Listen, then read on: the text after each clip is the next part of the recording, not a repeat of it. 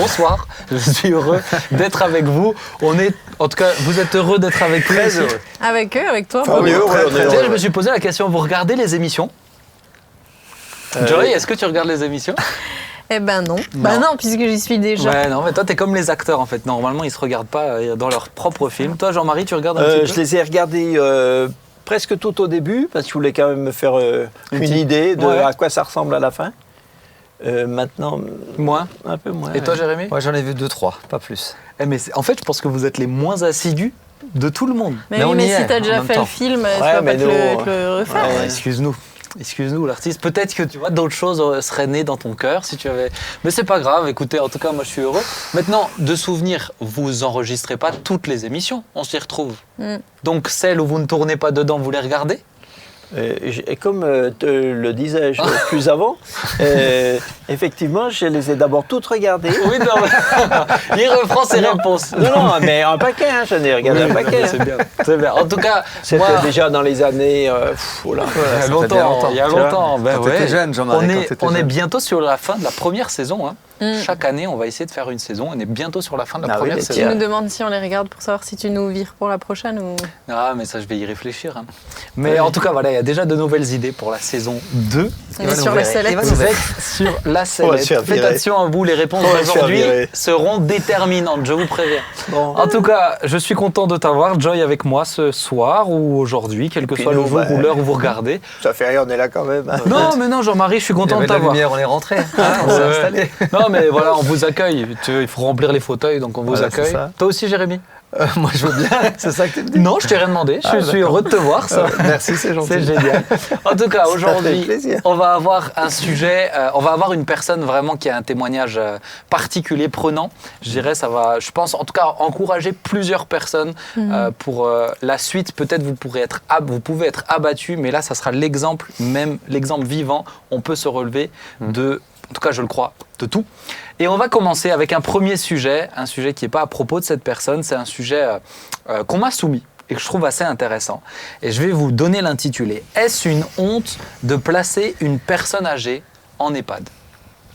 C'est très actuel. Pourquoi ? Parce que, alors je vous donne quelques stats, l'INSEE prévisionne, et l'adresse aussi. En retenant une définition large de la perte d'autonomie, 21 millions de seniors en France en 2030, dont 3 millions en situation de perte d'autonomie. En 2050, ces chiffres se porteront respectivement à 25 millions et 4 millions de personnes âgées en perte d'autonomie. Compte tenu des habitudes de prise en charge de la perte d'autonomie dans notre pays, ce sont ainsi 108 000 seniors qui seraient attendus en EHPAD d'ici 2030 et 211 000 de plus entre 2030 et 2050. Donc il y a vraiment une question d'actualité aussi ici. On voit que, en tout cas, cette réflexion va être de plus en plus grandissante, à ce besoin plutôt. Donc je vous pose la question, est-ce une honte de placer une personne âgée en EHPAD ? Moi, je trouve que c'est une honte de poser la question comme ça. Alors, comment tu la poserais ? Non, parce que poser la question comme ça, c'est déjà supposer que c'est une honte, quoi. Et moi, je trouve que c'est dommage parce que c'est très réducteur. Ouais. Et il y a des situations différentes, il y a des personnes différentes. Parmi les personnes qui vont en EHPAD, il y a des schémas différents. Et puis ceux qui seraient plus ou moins la famille, les proches susceptibles de les accueillir, il y a aussi des schémas différents. Et puis il y a des personnes qui en EHPAD sont beaucoup mieux que si elles étaient restées chez elles dans la misère. Donc, alors oui, il y a sûrement des fois où il y a un côté, on se débarrasse, ok. Mais d'un autre côté, moi je crois qu'il y a des fois où c'est une honte de ne pas avoir placé quelqu'un en EHPAD. Il y a des personnes, c'est de l'abandon total dans leur maison. Mais exactement, il y a des personnes qui chez elles sont dans une grande misère. Et on ne les met pas en EHPAD parce que l'EHPAD, ça coûte quelque chose. Trop cher. Alors donc, je crois que moi, je trouve qu'il faut vraiment nuancer je pense que c'est souvent du cas par cas, effectivement. Ouais. Alors peut-être Joy ou Jérémy, est-ce que, Jean-Marie, tu l'évoquais avant, est-ce que vous avez le sentiment que pour certains, c'est une forme d'abandon de la part des enfants ou de la famille ? on les place en EHPAD, comme ça on n'a pas besoin de se soucier d'eux. Est-ce que vous pourrez avoir ce sentiment-là ? Alors c'est sûr qu'il y a ces personnes-là qui les mettent leurs parents en EHPAD et pour être tranquilles et pour ne plus s'en occuper. D'ailleurs même de même pas les visiter en EHPAD. Donc pour moi, je trouve ce qui est honteux justement, c'est à des enfants de ne pas aller aussi visiter régulièrement, constamment leurs parents en EHPAD. Et ça, moi, je trouve honteux. Et c'est là où on voit aussi l'importance que nos parents ont lorsqu'on les met en EHPAD. Alors c'est pas une honte de les mettre parce que c'est des fois difficile et compliqué de pouvoir les gérer même à la maison, même pas face à leur maladie ou leurs difficultés. Mais je trouve par contre une honte de ne pas régulièrement aller les voir et prendre soin d'eux. Joy, même qu'est-ce quand que ils sont t'en penses ? placés. Qu'est-ce que t'en penses ? Moi, j'imagine que tous les cas de figure existent et que sûrement certaines familles, pour certaines familles, c'est l'option de la facilité. Mais je rejoins ce que vous dites. En fait, ça dépend des pathologies des personnes. Ça dépend aussi de la capacité de la famille à accueillir la personne chez soi. Je veux dire, selon les maladies, c'est juste très compliqué d'avoir un senior à la maison, en fait. Et j'imagine que ça existe des gens qui se débarrassent un petit peu. Mais je ne sais pas si c'est la majorité des cas. J'ai une amie qui voulait prendre sa maman à la maison. Elle avait Alzheimer. Et elle allait voir son médecin. Elle lui a dit, voilà, je compte la prendre à la maison, etc. Et le médecin lui a dit, écoutez, vous voulez encore faire ci, vous voulez encore faire ça, vous voulez encore travailler, est-ce que vous voulez continuer à avoir une vie active, etc. Oui, je compte encore... aller travailler, etc. Le médecin lui a dit, dans ce cas-là, vous oubliez le travail, vous oubliez tout, en fait. C'est ça. Et puis, elle a placé sa maman en EHPAD et elle m'a dit, j'ai jamais vu ma maman aussi heureuse. Aussi parce qu'elle était entourée de personnes, de personnes avec qui elle a pu devenir amie, elle était bien prise en charge, etc. Ça dépend aussi des EHPAD, évidemment. C'est ce que j'allais dire. Je pense que ce qui fait aussi remonter peut-être ce genre de sentiment, c'est les reportages qu'on voit sur certains EHPAD, effectivement, certains EHPAD, certains rythmes, même des personnes qui sont là en charge d'accompagnement qui disent on n'a pas le temps. Oui. On n'a pas le temps. On fait une vraie douche avec eux 2 fois par semaine parce que sinon il faut juste qu'on passe au gant de toilette parce qu'on en a 20 à faire dans la matinée. Il y a un peu ce côté abandon dans les EHPAD, peut-être qui donne cette sensation. J'ai discuté avec une infirmière qui justement travaillait dans un EHPAD. Et qui m'a dit, mais c'est vrai que des fois, c'est inhumain. En fait, on leur emmène le repas, mais on a tellement un rythme calé que des fois, ils n'ont pas le temps de finir de manger, on revient chercher le plateau. Parce qu'ils n'ont pas le temps de gérer tout le monde. Donc, le manque de personnel, il y a plein de choses qui rentrent en ligne. Je trouve ce qui est dommage, en tout cas, dans notre pays, c'est qu'on a fait de ces lieux un business, un vrai business. Je veux dire, aujourd'hui, c'est des actionnaires qui sont derrière tout ça et on en fait une machine à argent, en fin de compte. Et on n'est plus forcément à prendre... Alors, je ne dis pas tous, bien sûr. Oui, il y a certaines chaînes d'EHPAD, par exemple. Ouais.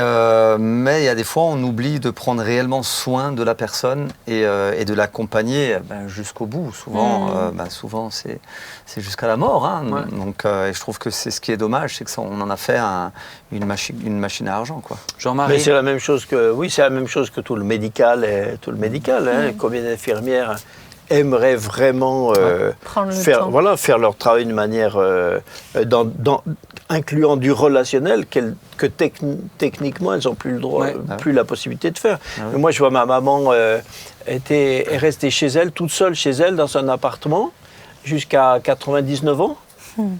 Ça va. Et donc, on a et puis honnêtement, il y a eu un moment où ce n'était plus possible. Ou alors il aurait fallu qu'on trouve une personne qui vive avec elle dans l'appart. Mais financièrement, c'est pas possible. D'abord, ces personnes-là n'existent pas. Et puis financièrement, c'est impossible. Parce que même une personne, ça suffit pas. Il faut qu'elle ait le droit quand même de sortir et puis d'avoir des jours de congé. Donc en fait, il t'en faut au moins salarié presque 2. C'est impossible. Ouais. Et quand on a décidé de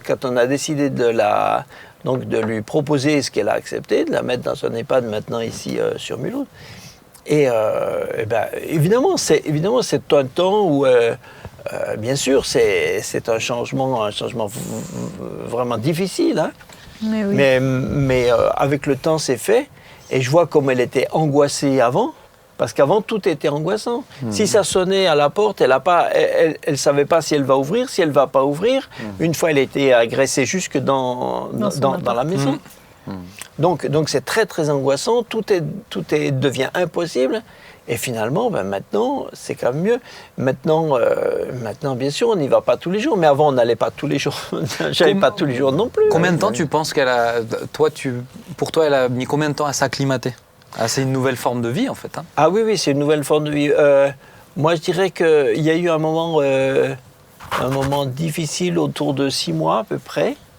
Et puis après, mais ça c'est aussi compliqué avec le fait qu'on est tombé dans le Covid. Oui. C'est ça. Donc 6 mois après. Et 6 mois après, alors là c'est encore pire parce que 6 mois après on n'avait même plus le droit d'aller avoir. Mais j'ai remercié le Seigneur qu'on ait fait ça dans ces temps-là. Si on ne l'avait pas fait à ce moment-là, pendant tout le Covid, elle serait restée à Grenoble, toute seule, dans un appart. Et les personnes qui venaient la voir n'auraient plus pu venir non plus et tout. Elle serait morte de chagrin et d'angoisse toute seule dans sa maison. Ouais, c'est juste. Non, j'ai dit, mais heureusement qu'on a fait ça. Mais c'est vrai qu'en tout cas, Jérémy, tu avais dit quelque chose d'important. C'est les familles qui ne vont pas visiter aussi. Où c'est là, pour le coup, peut-être des fois, une forme quand même un petit peu de... On se décharge d'un problème, excusez-moi d'employer ce terme-là, mais pour certains, on a un peu cette impression-là. Moi, je sais que quand... ta maman est arrivée, c'était un sujet de joie de disant ça sera plus simple de la visiter et que tu la visites régulièrement. Pour elle, c'était mieux. Et tu la visites régulièrement. J'étais à 500 km de chez elle, donc on se voit plus souvent qu'avant. Ouais. Donc l'EHPAD, c'est pas le remplacement de la famille. De toute façon, les gens qui ne visitent pas leurs personnes âgées dans les EHPAD, Ils visitent pas la maison. s'ils étaient chez eux, ils y vont pas non plus. Ils vont pas plus. Oui. C'est ça. Mais pour moi, ça sous-entend quelque chose d'autre, c'est notre culture. Regarde, tu as été en Afrique, où la culture de l'ancien, avoir l'ancien auprès de nous, c'est quand même quelque chose qui est plus, j'ai envie de dire, naturel, ou je ne sais pas si on peut le dire comme ça, ou c'est plus, il n'y a pas le choix, ou je ne sais pas comment l'expliquer, mais on le ressent plus. Là, presque des fois, on a l'impression que c'est la solution de facilité ou de confort, on la pose, et puis voilà, on sait que quelqu'un lui donne à manger, mais finalement, tout le côté affectif, tout le côté relationnel, il est quand même pas là. Oui, mais d'un autre côté, laisser quelqu'un chez soi pour pouvoir dire il est chez lui, et puis tu sais plus s'il mange ou s'il mange pas. Combien on en voit des petits vieux comme ça, quand les gens viennent, ils s'aperçoivent que... Ou même les temps de canicule. Oui, puis, mais même la nourriture de tous les jours, ils savent plus. Mais je pense qu'en Afrique, pour rebondir là-dessus, ils vivent aussi beaucoup plus en famille, en fait. Ils sont encore plus en famille. Moi, je vois mes grands-parents, honnêtement, ils sont à la maison. Ils sont en Afrique? Non, ils sont en Alsace. Mais voilà, il y a mes parents qui habitent à côté, ma tante, ma cousine. Ils sont tout le temps, tous les jours, ils ont quelqu'un qui vient les voir, qui s'occupe de... Il y a plusieurs générations. Voilà, il n'y a pas que les grands-parents, il y a aussi les petits-enfants, des petits-enfants. Mais ils habitent juste à côté. Ils sont tous ensemble. Ce qui fait que c'est beaucoup plus simple au niveau du suivi, parce qu'ils habitent à côté. J'ai vu là une émission qui est sortie il n'y a pas longtemps, je crois que c'est Rendez-vous en Terre Inconnue, où il y avait Vianney dedans, et il était dans un peuple d'Afrique, et alors c'est peut-être un peu choquant, mais une jeune femme, son premier-né, quand elle accouche, il n'est pas pour elle. Elle le donne, mais littéralement, elle le donne à une personne plus âgée. Ça sera son enfant à elle. Et pour quelque chose de très simple, c'est que quand cet enfant grandira, ça sera une aide pour cette grand-mère. Ah ouais. Oui, mais ça souvent... Alors, moi, je veux pas... Mais toi, tu as habité là-bas, donc je trouve que c'est intéressant ton retour. Mais je pense que c'est quand même des fois un petit peu idéalisé. Hein. C'est pas toujours aussi... c'est pas toujours aussi... Oui, c'est intéressant ton retour. C'est pas toujours aussi bien. Hein. Il y a des fois des cas de personnes âgées qui sont aussi... Moi, j'en ai vu aussi quand même... Délaissées. Dont personne ne s'occupait quand même. Hein. Ils sont malades et personne ne s'en occupe. Alors, on les laisse bien sûr leur amener à manger, oui. Mais sinon, tout le reste, c'est quand même... des fois, c'est quand même misérable aussi. Hein. Moi, je me rappelle toujours... J'ai une grande mélancolie pour la société agricole. Moi, quand j'étais jeune, mes grands-parents étaient fermiers en Haute-Savoie, donc dans des conditions vraiment pauvres. Ils vivaient en autarcie, ils consommaient ce qu'ils pouvaient faire eux, quoi. Mais il y avait les grands-parents, les parents, mes cousins, ils étaient 9, nous on arrivait à 6, après il y en avait toujours un ou deux en plus, bon. Et donc tout ce petit monde Parce comme que ça. les grands-parents ont aujourd'hui. Et mes grands-parents avaient une petite chambre comme ça. Alors nous les gamins, des fois on allait couper le petit bois pour le feu, et puis un autre il faisait ça. Et eux ils avaient quelque chose à faire. Je revois ils faisaient des conserves, des haricots, ils n'avaient pas des bocaux, tout ça, on récupérait tout. Hein. Alors s'ils n'avaient pas de bocaux, ils mettaient les haricots des fois dans des bouteilles. Pour les rentrer, ça va. Ouais. Pour les sortir, c'est moins... mais je revois ma grand-mère qui mettait les haricots dans la bouteille et mon grand-père qui tournait la baratte pour faire le beurre. Tout le monde avait son petit rôle. Son petit... Donc jusqu'au bout, tu es quelqu'un. Et c'est un écosystème qui te donne, qui donne de l'équilibre. Moi, je suis fâché avec le progrès. Mais c'est un très bon sujet. Avec papy-mamie, c'est ça aussi. Il y a toute cette vie autour qui stimule la personne. Aujourd'hui, le problème, très c'est que juste, les hein. personnes âgées, quand ils sont à la maison, Sont seuls. ils passent leur temps devant la télé, par exemple. Et là, ils sont complètement endormis devant cette télé et puis ils ne font plus rien. Et puis il y a ce lien qui est coupé. Et en tout cas pour moi c'est important de le dire, c'est que l'EHPAD remplace. L'EHPAD, il y a des liens, les liens familiaux, etc. C'est pas l'EHPAD qui est censé le remplacer. C'est pas. On les dépose comme si on dépose un colis à la poste et puis ils s'en occupent. Et Mais basta. dans les EHPAD, si c'est fait dans cet esprit-là, c'est sûr que c'est. Mais ça peut être le travail famille EHPAD. Tu vois, il y a un très bon film. Joy, je sais que tu le connais, qui s'appelle Le Père. Ouais. C'est ça, hein. Vas-y, C'est un parle-nous. film que j'ai vu dernièrement, mais alors franchement au début il est vraiment perturbant. Mais justement c'est un film qui raconte l'histoire d'un vieux monsieur qui a Alzheimer en fait et qui habite chez sa fille. Mais bon, je veux pas vous spoiler le film, mais au début tu ne comprends rien, mais parce qu'en fait tu es dans l'esprit du monsieur. C'est comme si tu vis ce que lui vit. Mais tu m'as spoilé le film à moi alors quand tu me l'as raconté. Ouais, sûrement. Oh, Et tu vois la fille de cet homme qui fait tout son possible pour le garder à la maison, pour faire venir des aides, pour qu'il reste dans son environnement. Et en fait, au final, le mieux pour lui mais oui. et le mieux pour la famille aussi, Pour l'équilibre. c'est quand il est placé en EHPAD avec les soins qui vont avec et la visite régulière parce de ses qu'une enfants. personne âgée, il n'y a pas forcément, alors c'est pas systématique, mais il peut y avoir notamment des maladies. Mais regarde, là, par exemple, je prends les maladies psychiques. La schizophrénie, des fois, c'est impossible d'avoir un schizophrène à la maison. Bah oui. Oui, alors des fois, c'est impossible. Non, ce que je veux dire par là, c'est qu'il n'y a pas que l'âge, en fait. Il n'y a pas que la gestion de l'âge. Il peut y avoir d'autres choses qui sont englobées dedans et que tu es obligé de prendre en compte. Quoi. Mais en EHPAD, en même temps, ils ont enfin, moi, j'ai ma grand-mère qui était en EHPAD jusqu'à la fin de ses jours. Elle y est, je pense, restée à peu près 5 ans. Mais il y avait tout le temps des activités. Ouais. Je veux dire, à la place d'être deux. Alors, elle restait avant, quand elle était à la maison, elle restait devant la télé toute la journée. En EHPAD, il y avait le goûter, ils se retrouvaient tous, ils jouaient aux dames, il y avait quelqu'un qui venait faire de la couture, du tricot. Enfin, une vie sociale, il y avait tout en le fait. temps de l'activité, des activités. Et du coup, elle était jamais toute seule, parce qu'il y avait une grande pièce où tout le monde était là et il y avait de la vie. Et je trouvais ça juste excellent. Pour moi, l'EHPAD, le vrai problème, c'est pas l'EHPAD. Le vrai problème, c'est le délitement des relations, familiales, de la culture de famille, j'allais dire tout simplement de l'amour fraternel. Quoi. Le vrai problème est là.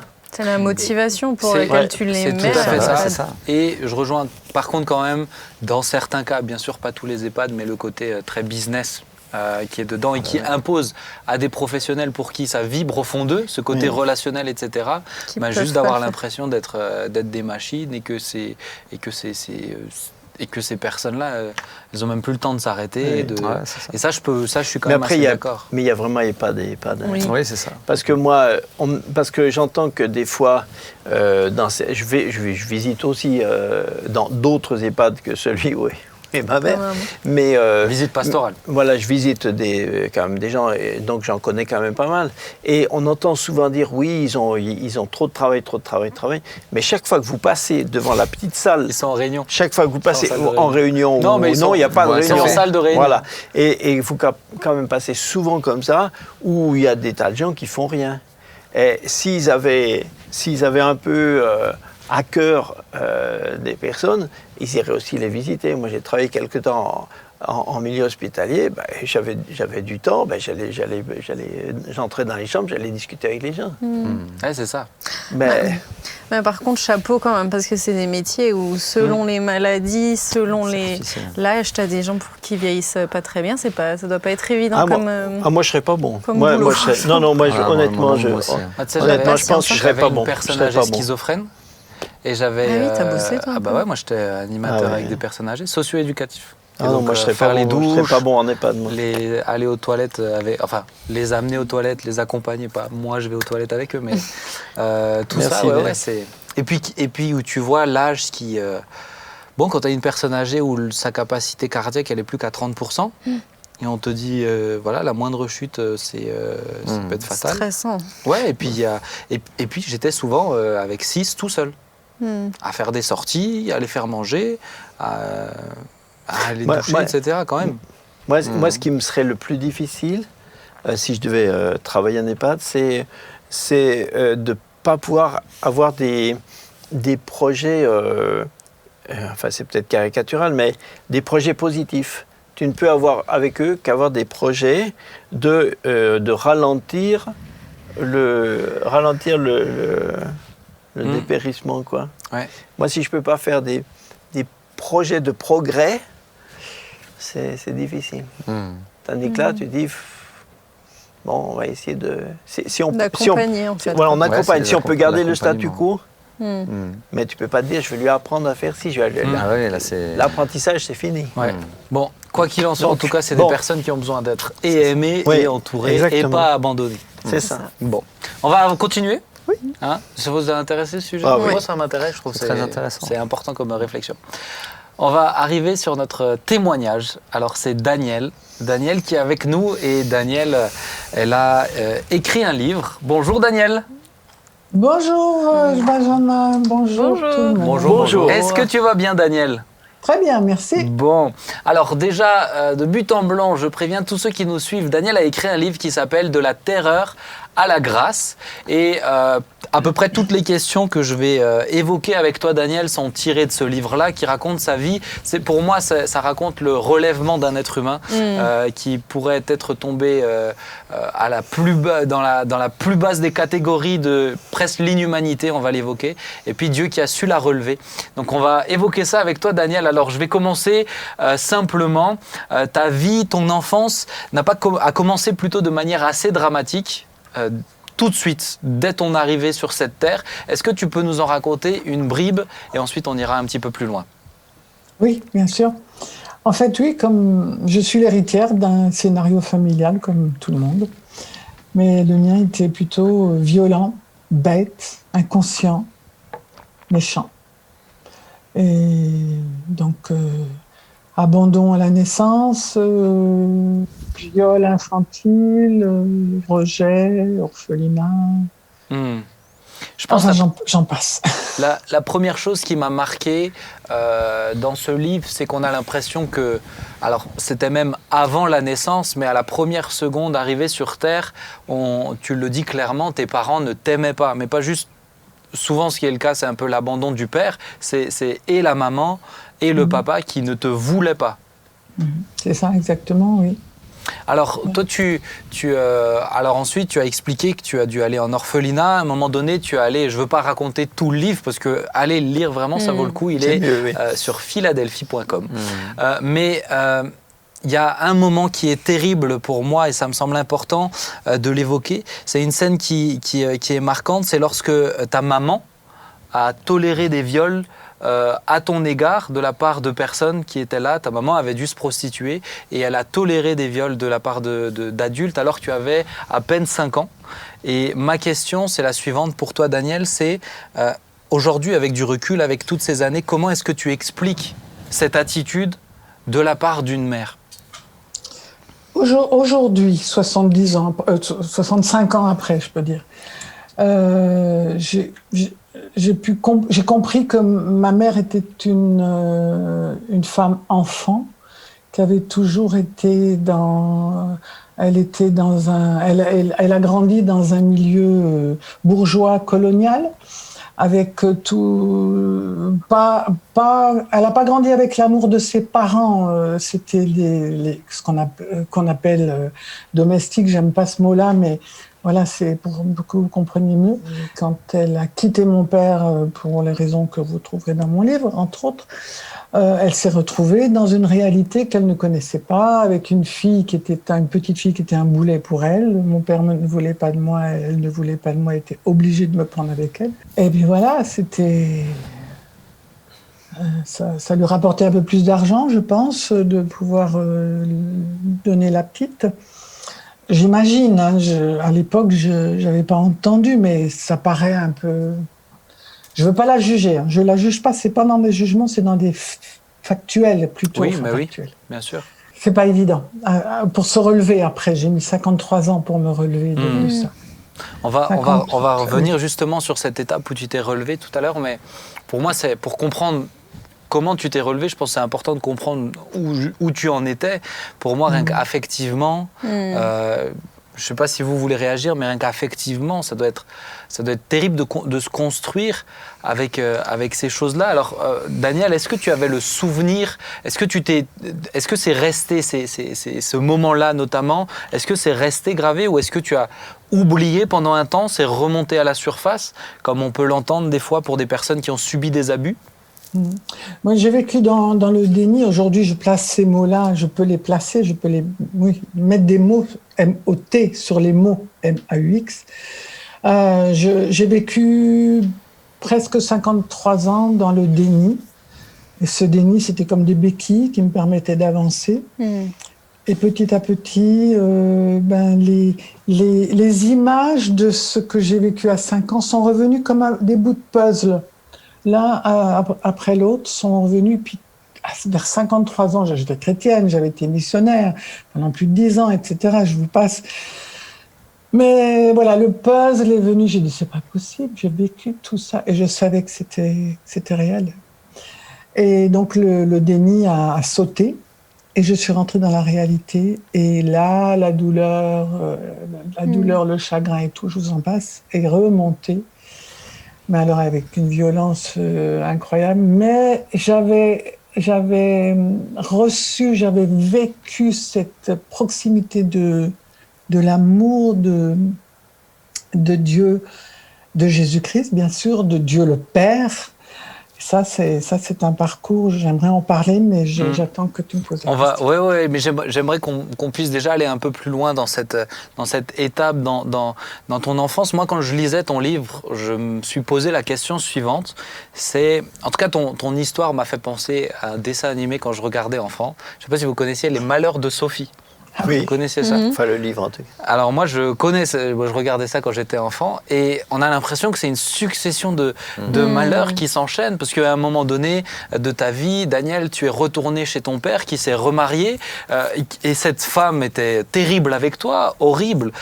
Donc il y a cet enchaînement. Est-ce qu'à un moment donné, quand tu as grandi vers l'âge de 10, 11, 12 ans, on commence à se poser des questions. Est-ce que tu t'es posé la question, mais pourquoi est-ce que cela m'arrive? Pourquoi moi? Qu'est-ce que j'ai fait de mal?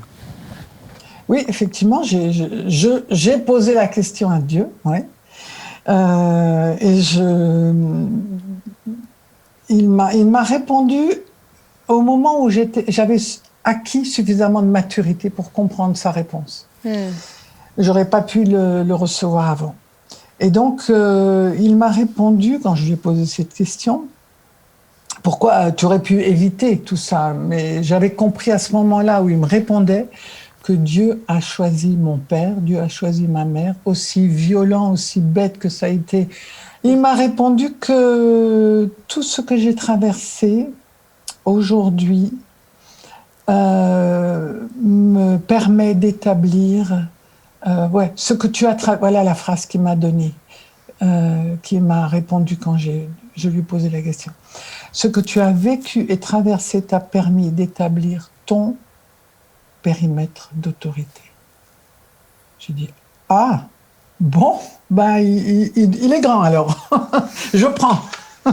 Mais c'était... oui, ça... je pense que vous comprenez ce que ça... ce qu'il y a là-dedans, dans ce... Ouais, peut-être. Est-ce que tu passé. peux essayer de l'expliciter un petit peu davantage quand même?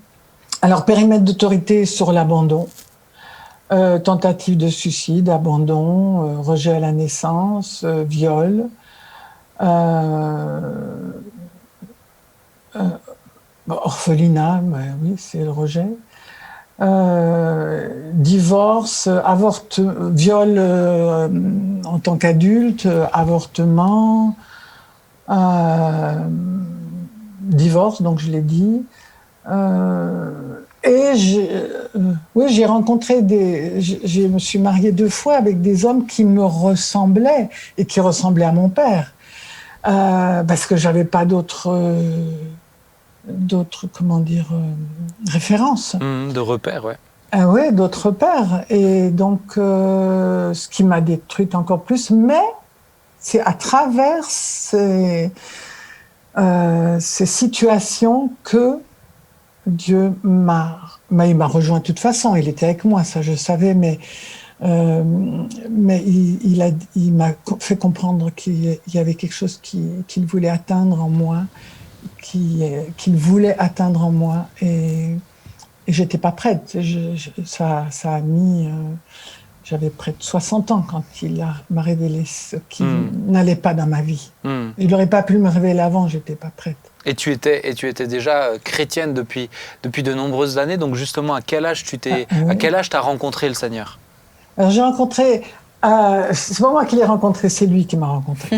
Alors à quel âge t'as-t-il rencontré? Alors il m'a rencontré, j'avais 23 ans. 23 ans.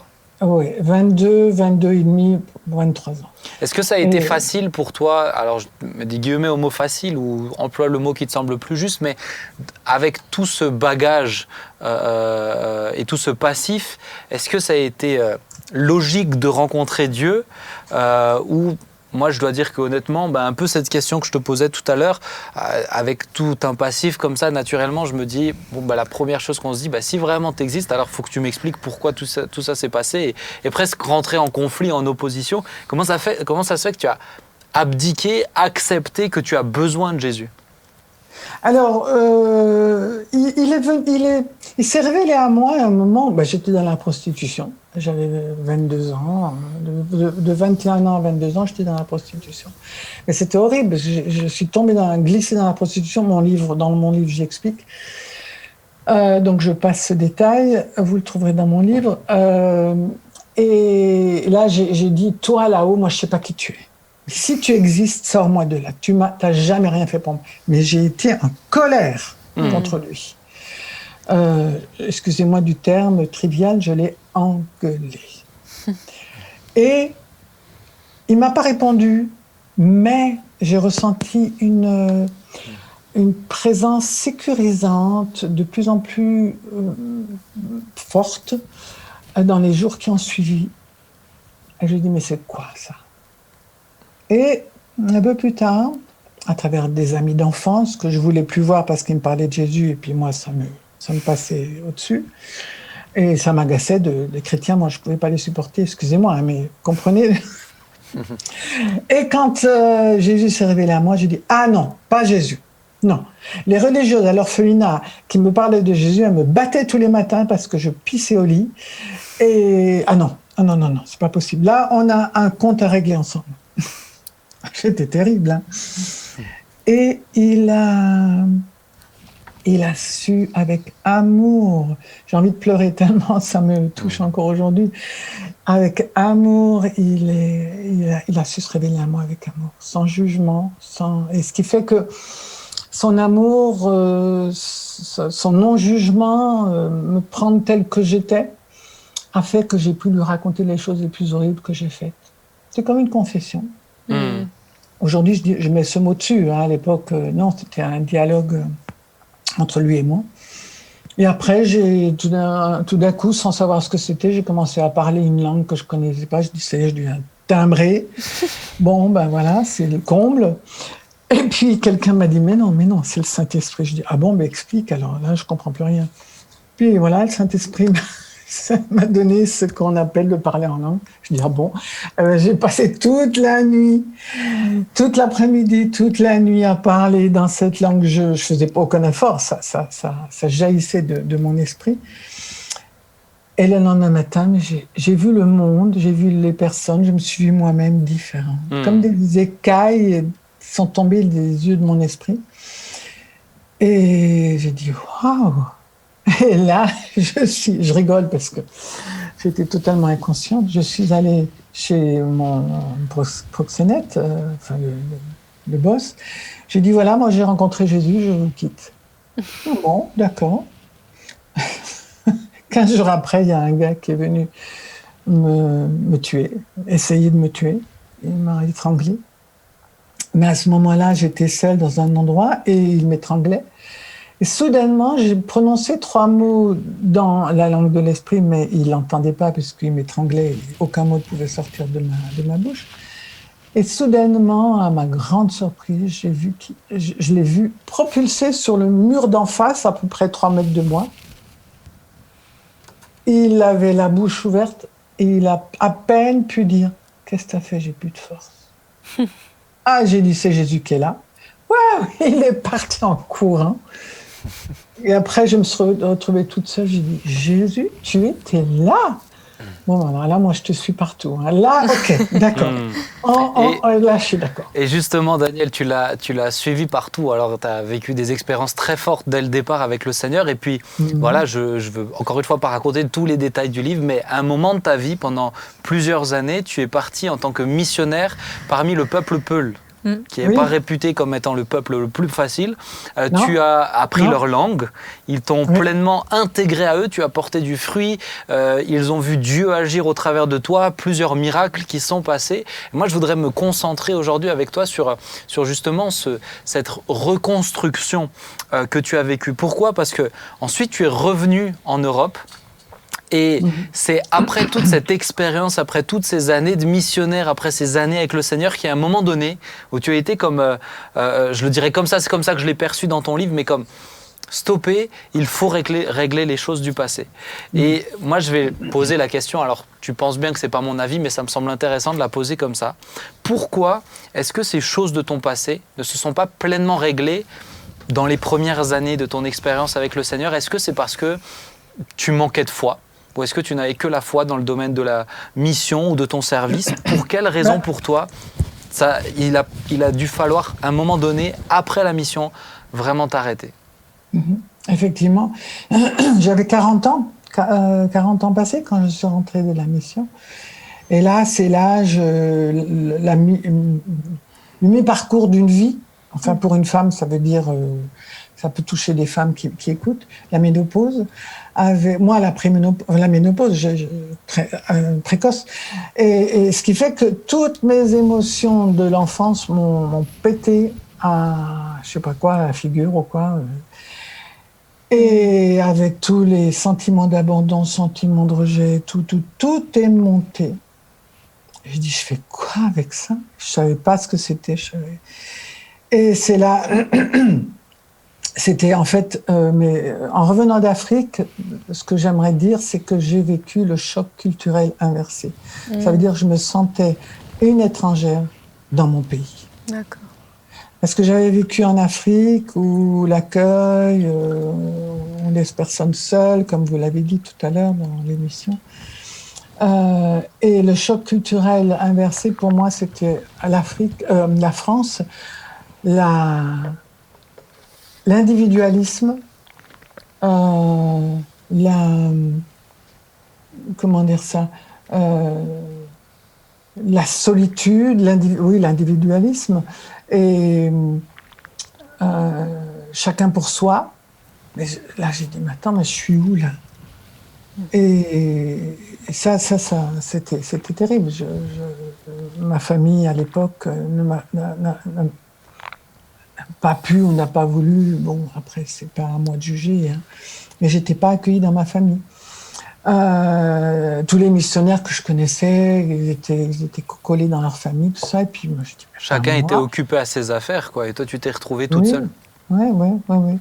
Alors, bon, j'ai une magnifique amie qui m'a proposé de m'héberger dans la vallée à Tannes. Et que j'ai pu passer le temps qu'il fallait pour...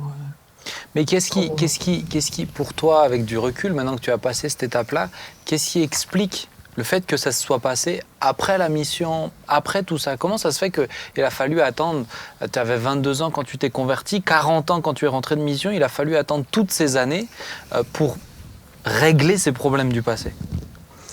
Alors, j'ai envie de répondre que pour moi, aujourd'hui, hein, à l'époque je ne le comprenais pas comme ça, mais aujourd'hui, j'ai compris que Dieu est maître du temps. Donc, le temps de Dieu, c'est le temps de Dieu. Et à l'époque, j'étais pas prête.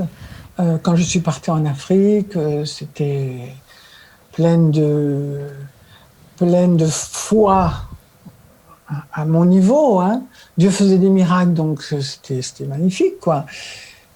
Mais à un moment donné, quand je suis revenue d'Afrique et que j'ai vécu ce temps-là, Dieu m'a fait comprendre Jésus-Christ m'a amené vers le Père, ça je l'ai dit tout à l'heure très rapidement. Et moi j'avais peur. Avec Jésus-Christ c'était ok, j'étais bien. Mais avec Dieu le Père, là non, ça passait pas. Parce que je calquais sur Dieu le Père la terreur que j'avais de mon Père. Et des hommes en général. Quoi. Tant que le Père ne se révèle pas, on le comprend, ouais. Et voilà. Donc, mais le Père m'a accueilli avec amour, un amour. Mais alors, ça a été une révélation extraordinaire. Et il m'a révélé son amour, mais profondément, avec une réalité. Une réalité, c'était pas mystique, c'était réel. Et là, il m'a dit, tu vois, tu as beaucoup de mensonges dans ta vie. Je te fais pas de reproches. Tu as été élevé dans un milieu de mensonges où le mensonge était une vertu. Donc tu as pris ça, tu étais comme une éponge. Moi, je veux venir maintenant enlever tous ces mensonges, ces racines de mensonges profonds. Ça a pris du temps, mais je l'ai laissé faire. Et tous les mensonges qui ponctuaient ma vie, soit parfaite, soit forte, avec tous les mensonges que ça comporte, eh ben, petit à petit, il est venu... Mais ça n'a pas été évident. Je le raconte dans mon livre. Que je m'étais enfermée dans une prison dans laquelle j'étais mon propre chef. J'étais bien, et puis quand je me sentais un peu plus insécurisée, je rajoutais des briques, comme on construit une forteresse. Hein. Puis à bout d'un moment, il m'a dit, non, c'est pas possible, tu peux pas rester là-dedans. Moi, le Saint-Esprit m'a parlé, il m'a dit, tu vois, moi, le Saint-Esprit, je suis à l'étroit en toi. Et j'aimerais être un peu plus à l'aise.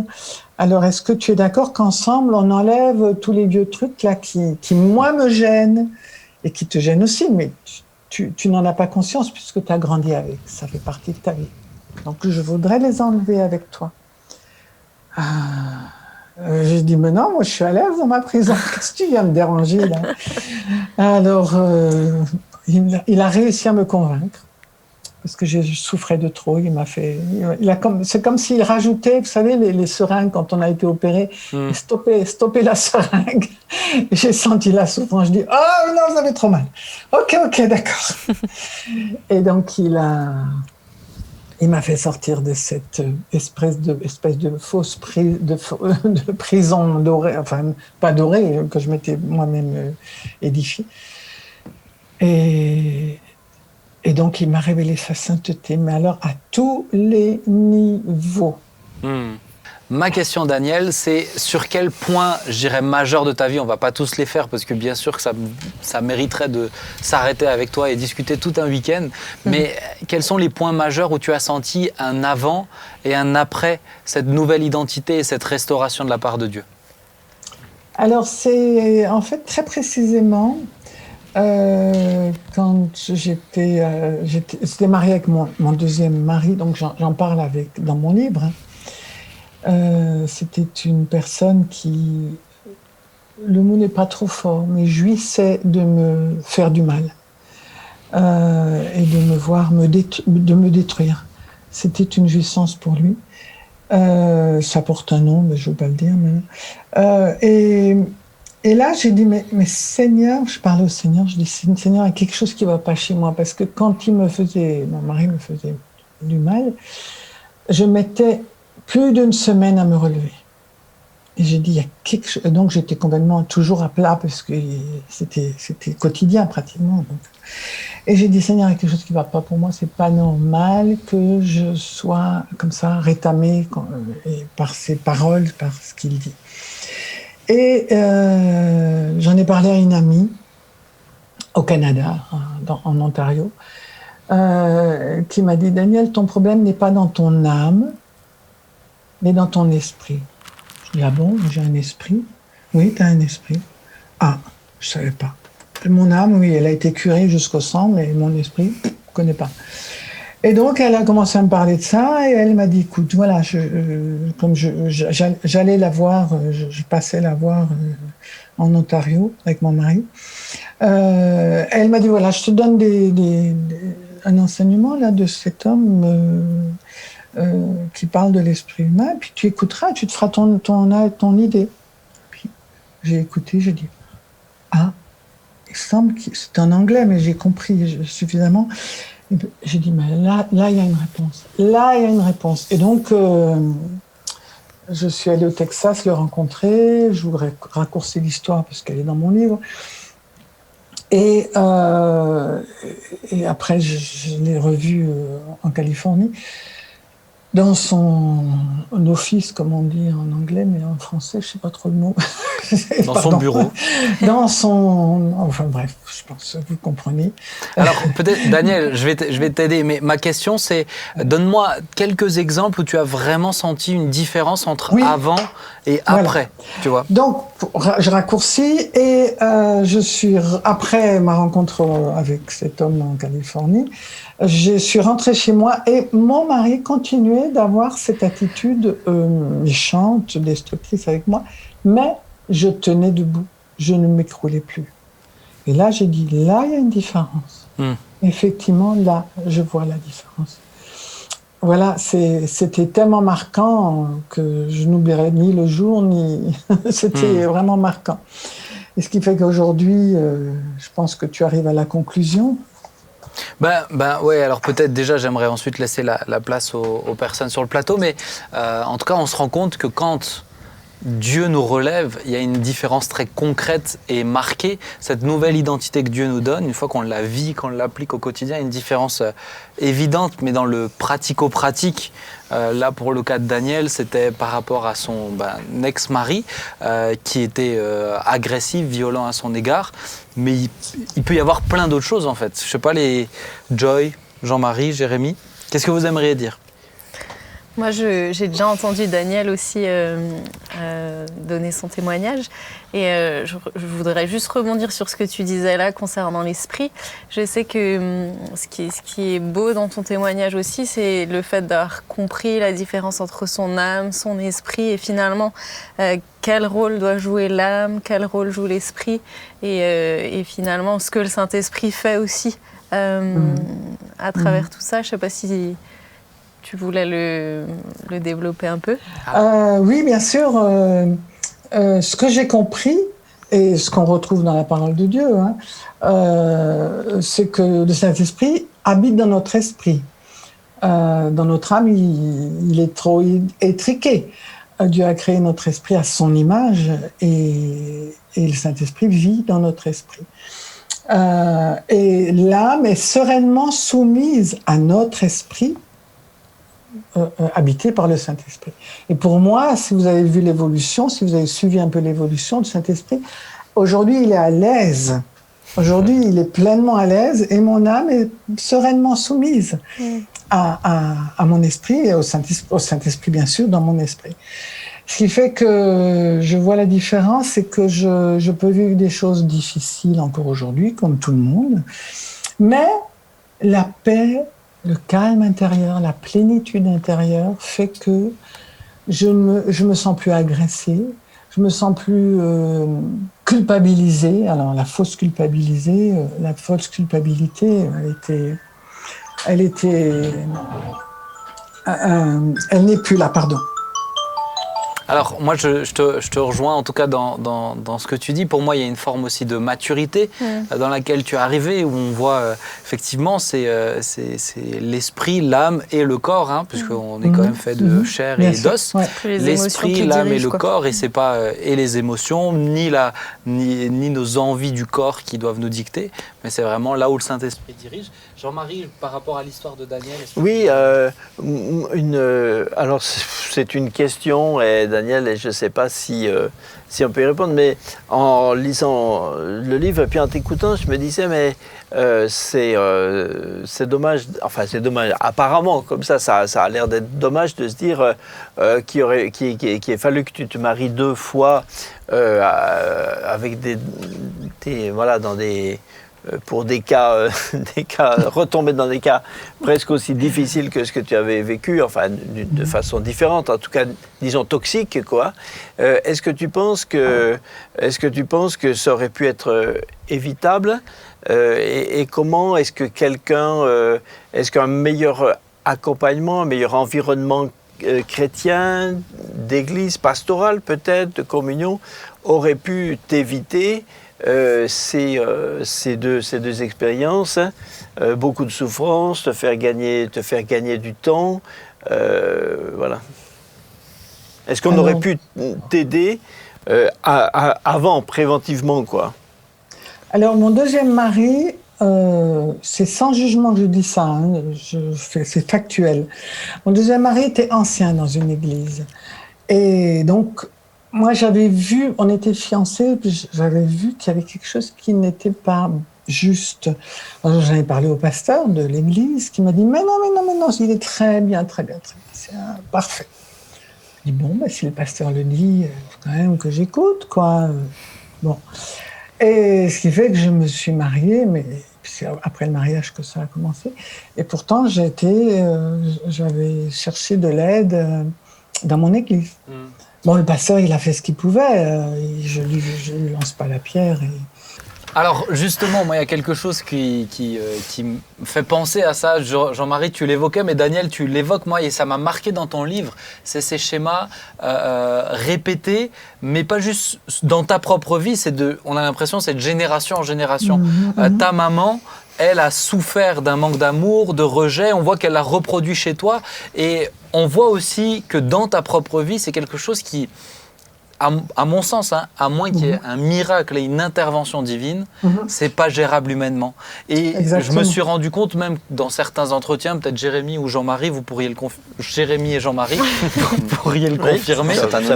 On a presque l'impression que certaines personnes, elles sont attirées comme des aimants vers des personnes qui vont leur faire du mal, etc. Moi, j'ai des personnes que je connais où ça s'arrête pas, en fait. Alors, on pourrait évoquer, est-ce que c'est de la malédiction?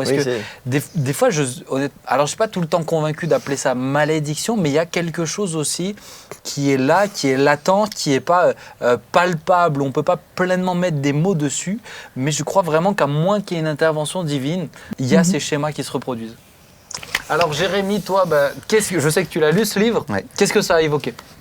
Alors tout d'abord, Daniel, j'aimerais juste déjà te remercier pour ce livre qui est tellement excellent. Moi, je l'ai lu avec mon épouse. Alors à des moments, on a dû un petit peu s'arrêter pour laisser reposer tout ce qu'on était en train de lire. Mais on avait tout de suite soif de voir la suite et de voir un peu le reste de ta vie. En tout cas, moi, je me rends compte que voilà, on dit toujours qu'on reconnaît l'arbre à ses fruits. Donc, au départ, malgré toi, quelque part, tu portais des fruits qui étaient pas des bons fruits. Mais aujourd'hui, moi je veux entendre un peu aujourd'hui ce qui se passe pour toi. Aujourd'hui, quel fruit tu portes? Et moi je crois que tu portes des bons fruits parce que justement aujourd'hui ta source elle est plus dans qui tu étais avant. Aujourd'hui ta source elle est en Jésus. Et voilà, moi j'aimerais juste savoir un peu ce que tu portes comme fruit aujourd'hui et ce que tu vis aujourd'hui. Où en es-tu, Daniel? Où j'en suis? Alors, aujourd'hui, j'expérimente au quotidien ce sentiment qu'on appelle la plénitude intérieure. Et qui s'exprime par la paix, le calme, la paix, et une stabilité profonde, une sécurité profonde. Donc les moments difficiles ne me font plus peur parce que j'apprends. Et c'est sa façon de m'éduquer aussi encore aujourd'hui et de prendre sa place en moi. De plus en plus. Et donc, aussi, aujourd'hui, j'ai découvert ce que j'aime. Je sais ce que j'aime, ce que je n'aime pas. Je sais dire oui à ce que j'aime. Et je sais dire non à ce que je n'aime pas. Donc alors, voilà, si tu devais conclure, Daniel, donne-nous une phrase de conclusion. Il va falloir qu'on arrive sur la fin. La phrase de conclusion, c'est que l'univers est assujetti à deux forces. La grâce et la loi de la pesanteur. Et seule la grâce échappe à la pesanteur. Et c'est c'est ma vie. C'est pour ça que j'ai choisi le mot grâce. De la terreur, j'aurais pu prendre de la pesanteur à la grâce, mais j'ai pris terreur à la grâce, parce que la grâce n'est pas assujettie à la pesanteur ni à la terreur. Merci beaucoup Daniel pour cet échange. Merci aussi pour ton cœur. Je sais que tu encourages beaucoup de personnes. Donc vraiment merci. Et puis surtout merci au Seigneur de t'avoir relevé de tout ça. C'est quand même à lui que revient le plus grand, toute la gloire, j'ai envie de dire. Tout à fait. Parce que sans lui, aujourd'hui, tu ne serais pas ce que tu es. Et on est vraiment reconnaissant de ce qu'il a fait dans ta vie. On te dit à bientôt. Et vous qui nous suivez, n'hésitez pas. Allez lui parler si vous la voyez dans l'église. Lire son livre si vous voulez la découvrir. C'est vraiment l'occasion, je pense, de rencontrer une très belle personne. À bientôt, Daniel. À bientôt. Merci beaucoup. Ciao, Merci, au revoir. Bye bye. Ciao. Bye bye. On va pas faire le dernier sujet parce que le temps passe et voilà, on sait que des fois on se prend dans la discussion, c'est pas grave, c'est aussi ça l'émission, on s'y retrouve. En tout cas, je trouvais vraiment très intéressant. Merci à vous d'avoir échangé. Et puis voilà, est-ce que vous voulez dire, Joy, tu voulais dire un petit dernier mot? Non, moi j'ai été très heureuse d'être avec vous. Je t'ai vu m'observer comme ça de façon, je me suis dit, tiens, elle va peut-être dire. Je bois tes paroles. Oh. Non, mais c'est vrai qu'on avait reçu Daniel aussi à une conférence pour les femmes. Et son témoignage a juste impacté tellement de personnes. Et ce que je trouve très beau, c'est le shift en fait entre ces temps où c'était vraiment ces émotions qui la dirigeaient et le moment où vraiment le Saint-Esprit a pu prendre sa place et voilà, de se dire, c'est pas nos émotions qui nous dirigent, c'est... Ouais, c'est le Saint-Esprit. Ouais. Yes. On va prier? Yes. Jean-Marie, tu veux bien prier? Allez. Merci Seigneur pour ce merveilleux témoignage qui peut évidemment encourager tout le monde, mais je pense particulièrement à tous ceux qui sont aussi, qui ont été beaucoup blessés de toutes sortes de façons, qui sont blessés, qui peuvent être... déconstruits, confus et qui ont le sentiment que c'est trop tard et qu'il n'y a plus de solution, qui peuvent plus de toute façon en sortir ni se reconstruire. Et pour ce témoignage qui peut vraiment leur donner beaucoup de lumière, leur montrer qu'il peut y avoir un bout au tunnel et que la grâce de Dieu est tellement puissante. Merci Seigneur de tout ce que tu as fait avec Daniel et de tout ce que tu fais avec tous ceux qui ont été comme ça au bénéfice de cette reconstruction et tous ceux qui sont encore dans ce chemin. Merci Seigneur. Amen. Amen. Amen. Merci à vous trois, merci à Avec toute plaisir. l'équipe technique Merci, qui est avec Ben. nous. Merci. Et merci à vous, chers amis sur le net. N'oubliez pas, vous pouvez partager cette vidéo, la liker, la commenter, discuter. Des fois, il y a des conversations mais qui se font entre deux personnes. Ça fait 100 ou 150 messages de commentaires. Alors c'est marrant, c'est deux personnes qui font ces 150 messages. En tout cas, c'est vraiment l'occasion d'échanger. Cette émission, elle est là pour ça. Donc n'hésitez pas, vous pouvez la voir en replay, mettre pause si vous avez le temps de digérer, un peu comme Jérémy a eu besoin avec le livre. Vraiment, faites-vous plaisir avec ces émissions, j'ai envie de vous dire. Partagez à qui vous avez envie. Que Dieu vous bénisse. À vendredi prochain. Rendez-vous à 19h. Ciao, ciao. Bye bye. Au revoir. Bye bye.